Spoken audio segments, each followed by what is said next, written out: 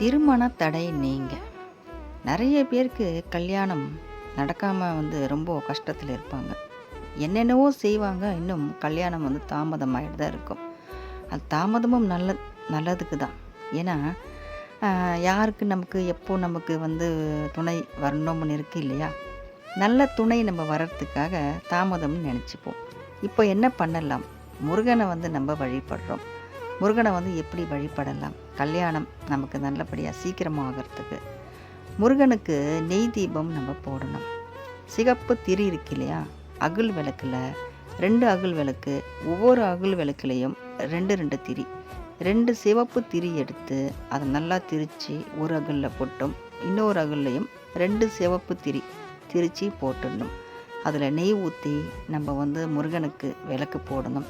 காலையில் உங்கள் வீட்டில் எங்கே பக்கத்தில் ஒரு முருகர் கோவில் இருந்தாலும் சரி, காலையில் குளிச்சுட்டு தண்ணி மட்டுமே குடிக்கலாம். ஏன்னா ஃபஸ்ட்டு தீபம் போட்டு வந்ததுக்கப்புறமா ஆகாரம் எடுத்துக்கிறது ரொம்ப நல்லது, சிறப்பு. போயிட்டு முருகனுக்கு 2 விளக்கு ஜோடியாக போட்டுட்டு ஓம் சுப்பிரமணியாய போற்றி அப்படின்னு நம்மளால் எத்தனை முறை சொல்ல முடியுமோ சொல்லலாம். குறைஞ்சபட்சம் ஒரு 11 முறை சொல்லலாம்.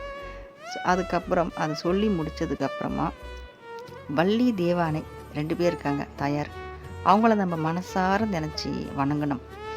உங்களுக்கு எப்படி ஒரு நல்ல கணவர் முருகர் கிடைச்சாரோ, மனசார ஒரு மனசறிஞ்ச கடவுள் ஒரு கணவன் உங்களுக்கு கிடைச்சிருக்கார் இல்லையா?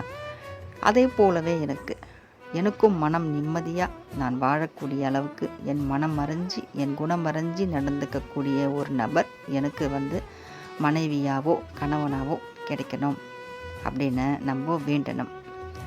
ஆண்கள் தாயார் மாதிரியே குணமுள்ள ஒரு குணவதி எனக்கு வரணும் வேண்டலாம்.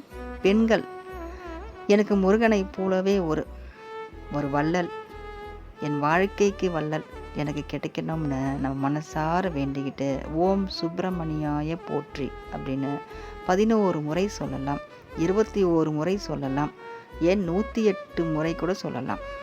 நமக்கு அந்த நேரம் பொறுத்தது. நமக்கு நல்ல மனசு அமைதியாக சௌகரியமாக இருந்துச்சுன்னா நம்ம 108 முறையும் சொல்லலாம். இல்லை டைம் இல்லை, நம்மளுக்கும் கொஞ்சம் கஷ்டத்தில் டக்குன்னு கிளம்பணும் அப்படின்றப்போ 11 முறை மட்டுமே சொல்லலாம். அதை மனசார வேண்டிக்கிட்டு இந்த விளக்கு 11 வாரம் போடலாம். செவ்வாய்க்கிழமையில் 11 வாரம் போட்டுக்கிட்டே வரணும்.